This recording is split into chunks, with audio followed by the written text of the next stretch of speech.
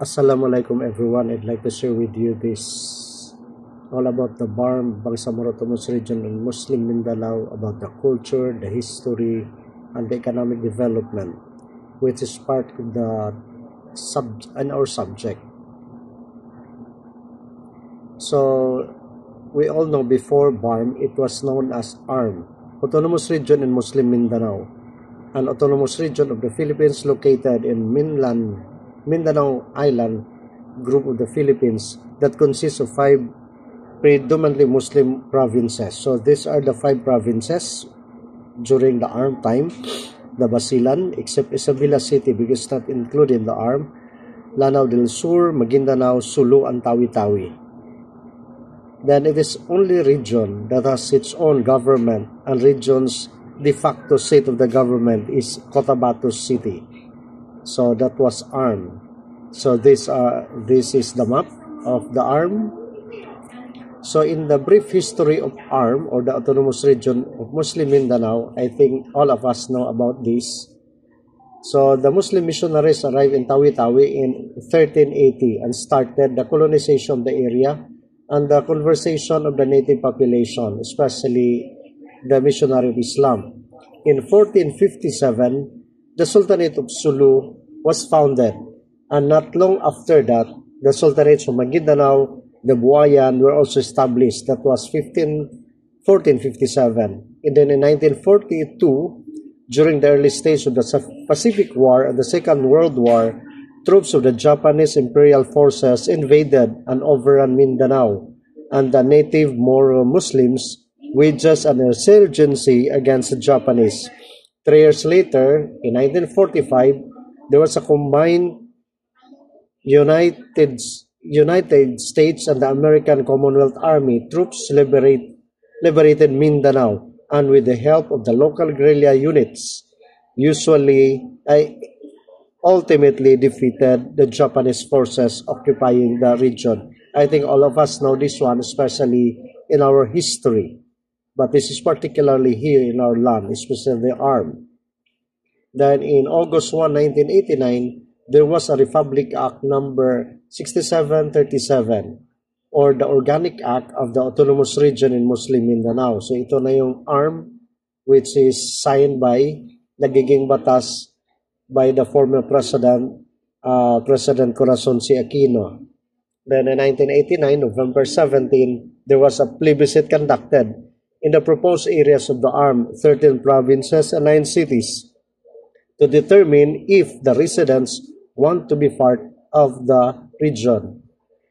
The plebiscite was held in the provinces of Lanao del Sur, Maguindanao, Tawi-Tawi, Basilan, Davao del Norte, Lanao del Norte, North Cotabato, Palawan, South Cotabato, Sultan Kudarat, Sulu, Zamboanga del Sur, Zamboanga del Norte, in the cities of Dapitan, Dipolog, Cotabato, General Santos, Iligan, Marawi, Pagadian, Puerto Princesa, Zamboanga. Then only 4 provinces, Sulu, Tawi-Tawi, and Maguindanao del Sur, choose to join the region. So that was last 1989, November 17, yung plebiscite na yon.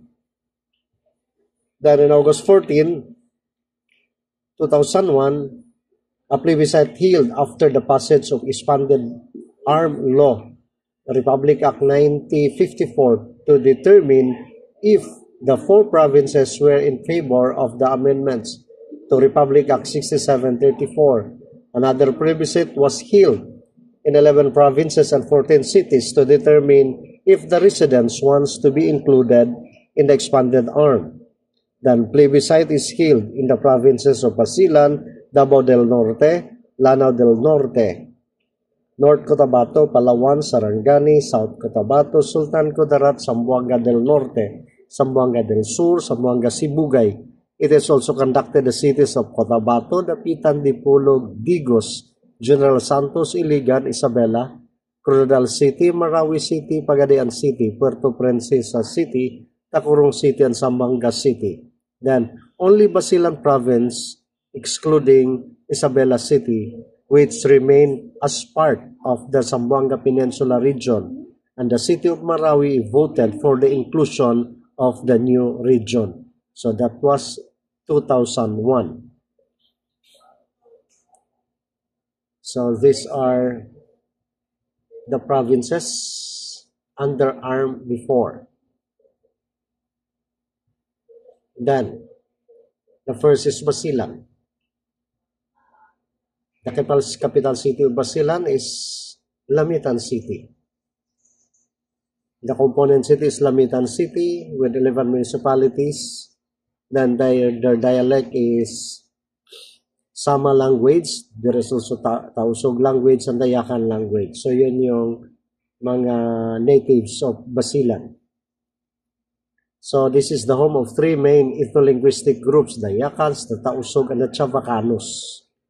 So take note that indigenous groups or ethno-linguistic groups, the Yakans, the Tausug, Chavacanos in Basilan, until today, the Yakans and Tausugs are predominantly Muslim, while the Chavacano are mainly Christian. Isabela City is a component city of Basilan, but it is under the jurisdiction of Zamboanga Peninsula because they did not join the armed region until today, the Isabela City. Then the name Basilan came from the Tausug name Basi and Balan, which refers to the magnetic iron, roughly translated and abbreviated. However, Basilan means the iron or the magnet trail or the iron way. So yun pala, alam natin ngayon ang ibig sa sabihin ng Basilan from the Tausug name, Basi and Balan, the iron trail or the iron way. Then the major religion of Basilan province is Islam with 65% and its population 30% also are Christians, especially the Roman Catholics.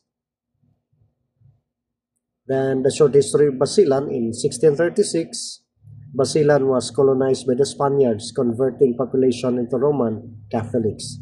In 1898, when the Americans defeated the Spaniards, they preceded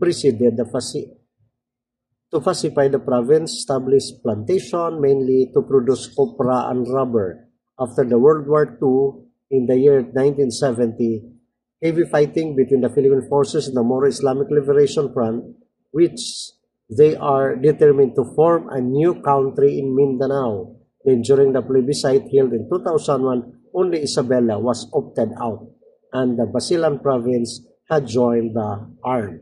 So yun yung sabi natin kanina. And what about the economy of the Basilan? Agriculture is the main source of the economic livelihood. Then the Basilan major product includes the copra, rubber, coffee, black pepper, and the African palm oil. Other crops like palay, corn, cocoa, kikeo, and the cassava. Then the island's water also produce grouper, the squid, the octopus, marlin, while the fish ponds supplies also milkfish, the prawn, and the shrimps. In addition, the seaweeds is cultivated along some coastal areas. Then the local products, woven cloth and trinkets made by the Yakan tribe. The Yakans use fibers from plants such as pineapple for their crops. However, the economy opportunity of the province decreased as the rising of terrorism feared the investors to enter Basilan. Then in 1636, Basilan was colonized by the Spaniards, converting population into Catholicism. And in 1898, when the American defeated the Spaniards, they proceeded to pacify the province, established plantation, mainly to produce copra and rubber. Then after the World War II, in the year 1970, heavy fighting between the Philippine forces and the MILF, which they determined to form new country in Mindanao. So yun yung sinabi natin kanina. So ito na yung Basilan. 67% are Islamic believers, then 30% are Roman Catholics. So alam na natin to, Basi and Lan. Sabi na natin, Basilan means the iron Trail or the Iron Way. Then Basilan is the home of three linguistic groups, as we mentioned, the Yakans, the Tausug, and the Chabacanos. So ito na yon, dahil isama, sabi natin kanina, Tausug at the Yakan. So that is Basilan. What happened?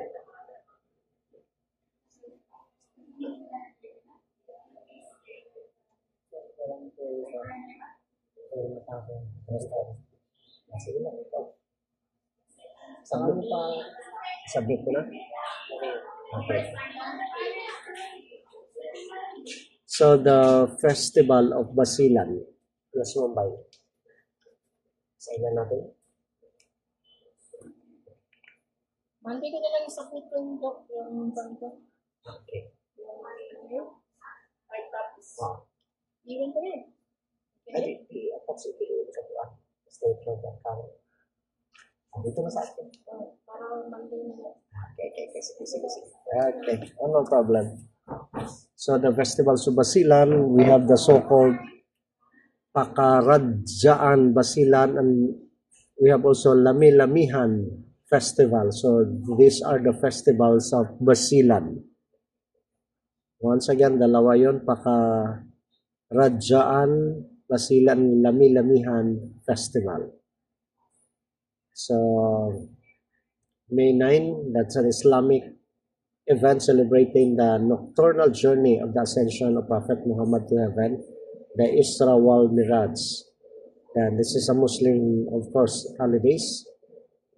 The Eid al-Fitr, the Hari Raya Puasa, then the Mawlidin Nabi, the December 27, the Islamic celebration, honoring also the birthday of Prophet Muhammad. So the main attraction of Basilan yan, the Dato Kalon Shrine, then the Museum of Basilan, and I was there. Napuntahan ko itong mga lugar na ito. Then Lake Malawi, then Bulingan Falls, may falls din doon, the Bulingan Falls. Then Tinosa Island, Marloquet Falls. So yon ang Basilan. Magandang lugar ang Basilan. Nagstay ako doon at least more or less 2 weeks. Ang gandang lugar. So now we'll proceed to Lanao del Sur. So the capital is Marawi, 1939 municipalities, 1,157 barangays. So may Cebuano at sa Maranao yung lengguwahe, then Maguindanao, Chabacano, and Iranon in Lanao del Sur. Lanao means lake, alam niyo yan. Derived from Ranao. The province situated in Lake Lanao is known as the island of the Maranaos, which means the people of the lake. So Maranaos meaning the people of the lake. Alam na alam nating lahat yon. So Lake Lanao means lake, derived from Ranao. So the Maranaos, which means people of the lake. So the history during pre-Islamic era, the people of Lanao adhere the Hinduism, polytheism, animism, the Buddhism. During this era, various cultural icons developed, such as Turugan, the Singkil dance, the Darangin epic, and the unique Maranao gong, and the metal craft culture, the Seremanok, which is also well known, the ochre motif, and an indigenous Soyat script. In 1959, Lanao was divided into 2 provinces. So since 1959, may Lanao del Sur, Lanao del Norte, with the Republic Act 2228. Then in 1971, Republic Act 6406, which sought to create a new province in the eastern Lanao del Norte. The division never took place due to the declaration of martial law in the Philippines on September 21, 1972. In 1989 plebiscite, Lanao del Sur voted to join the autonomous region in Muslim Mindanao, ang ARM, and Marawi City elected to remain outside ARM. It later joined in 2001 following the plebiscite that sought to expand the autonomous region. So, una-una, hindi na-join Marawi. Then, 2001, during the plebiscite, nag-join na sila. Then, the Festival of Lanao del Sur. Ayan. Kalilangan, Saranao, Karaylaya Festival. Then, attraction, ayan, alam na alam yan, the Momol Beach, the Lake Lanao, kapunta din tayo dyan, so marami sa atin nakapunta doon. Simpitan Falls, the Lake Butig, then the Lake Padaw, the Maria Auxiliadora Cathedral, so there's also cathedral there for the Catholics sa Lanao del Sur. And I think ito din yung cathedral na sinunog, sinira during the Marawi siege. So now we'll proceed to Maguindanao, another province of the armed. Yan, alam na alam natin ito, 36 municipalities, 508 barangays, then the language Maranao, Iranon, plus we have the IP, the Tiburay. Then Maguindanao inhabitants are predominantly practitioners of Islam, which comprises 82.99% of the population. Then as history, 15th century, Sharif Muhammad Kabungsuan of Johore introduced Islam in the area. He married to a local princess of Maranao tribe and later established Sultanate of Maguindanao. Then the Spaniards launched expedition to subdue the area, but they never gained control, not until the middle of 19th century.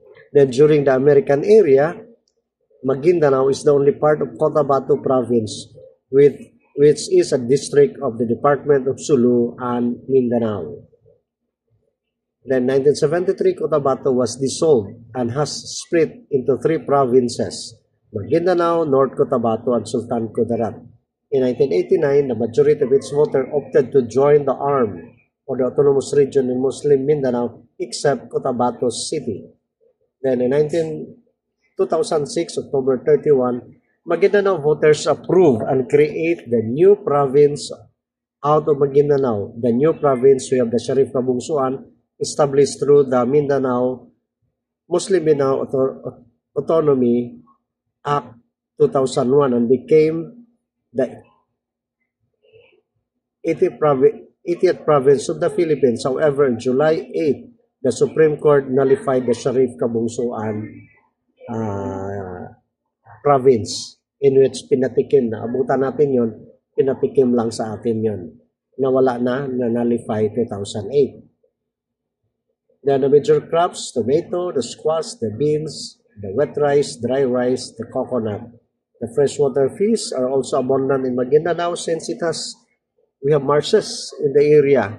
The handcrafted household from the wood, bamboo, rattan, then the thatch and the fiber. Most of these are produced for domestic use, but some weaving, mat making, and basketry is also done. So it has the first class income classification. So yun yung Maguindanao. So alam natin, the festival sa Maguindanao, yan, the Inol Festival, Sagayan Festival for the IPs. Then the attraction of our land, yan. Alam natin yan. Matigol Falls, kapunta na kayo. And of course, the masjid, the Pink Mosque, maraming pumupunta dyan. Then Mount Minandar na ngayon, sirang-sira na. Gumanti ang kalikasan, maraming namatay. Then Nanilungan River. Then now, next province is Sulu. The capital is Sulu.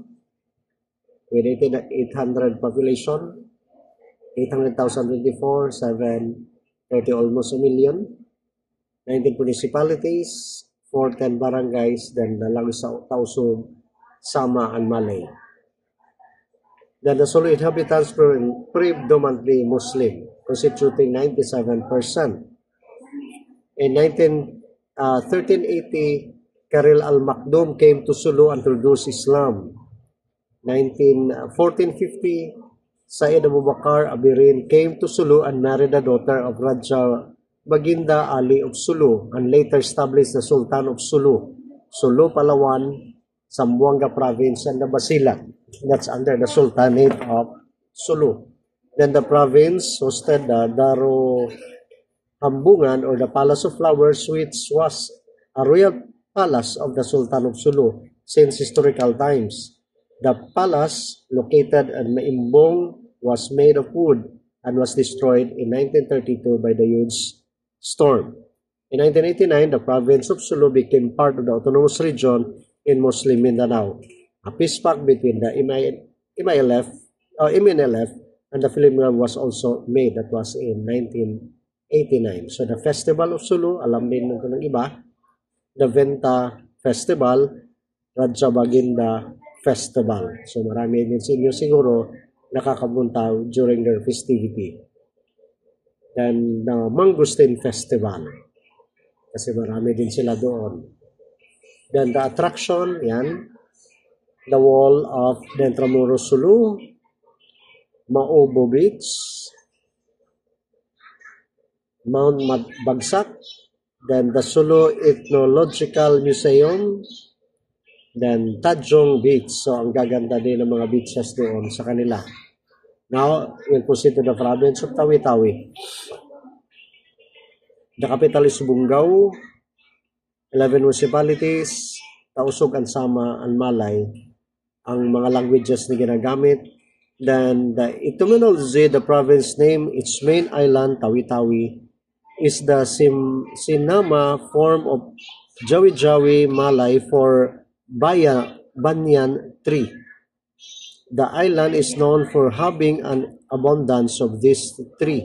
Early Spanish accounts give the name the island as Tawi-Tawi, Tavi-Tavi, or Tavi-Tavi.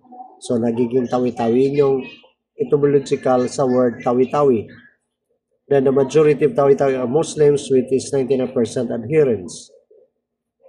Then, the evidence of the human presence of Tawi-Tawi was carbon dated in 6,810 to 3,100 BC, signifying one of the earliest known evidence of the human province of the southern Asia.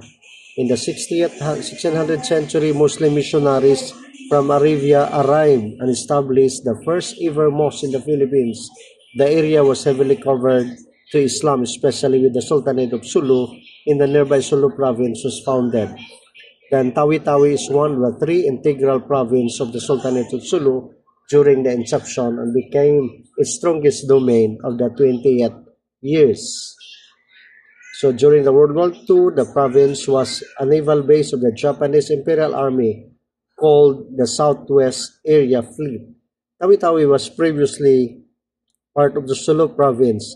On September 11, 1973, in pursuant of the Presidential Decree 302, the province of Tawi-Tawi was created out of Sulu. Then agriculture, fishing, and agar-agar, or the seaweeds, forming our leading source of the livelihood of the people of Tawi-Tawi, with a quiet number engaged in the barter trade business. Copra is the top agricultural product, followed by the root crops, fruits, and vegetables. That's their economy in Tawi-Tawi.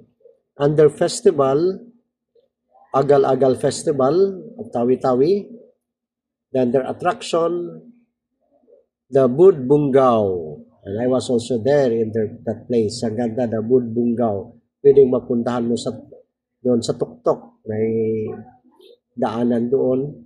So, siguro sa inyo, marami sa inyo nakapunta na doon. Then, Panampangan Island. Yan, ang ganda. Then, the Sheikh Karim Al Maktoum Mosque.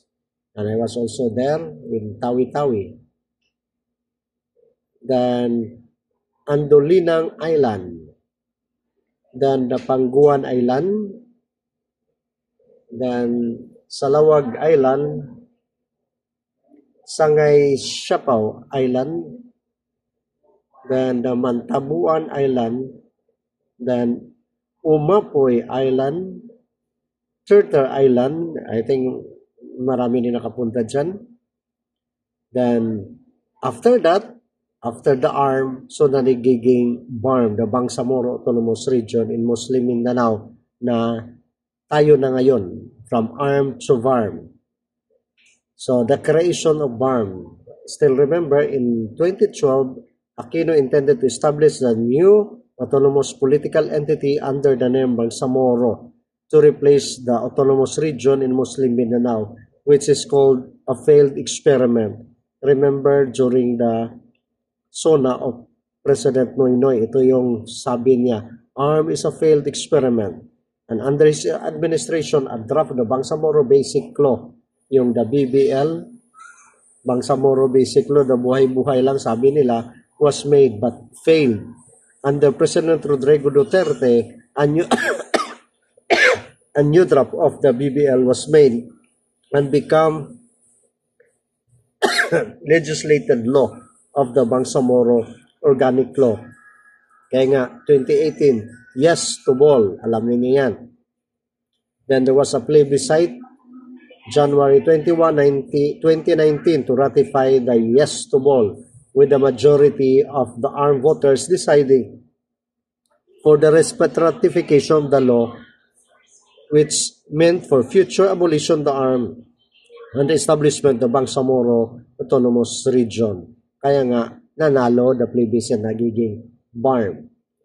So ito na nga yung BARM. Alam natin yan. And yan. The Bangsamoro, we have the BTA, the Interim Regional Government, the Bangsamoro Arm Region, and has executive legislative power over the region. So, ang Chief Minister natin before is si Kagi Murad Ibrahim. Ngayon, pinalitan naman siya ni Raof Makakuwa. Then, the BTA composed of 80 members and that will serve as arms government in 2019 to 2022 election. So, with that, I hope you learned something about the history, a short history, the economic development of the from ARM to BARM. So, thank you for listening. This is just a review for all of us. God bless. Dalay ko ng Diyos.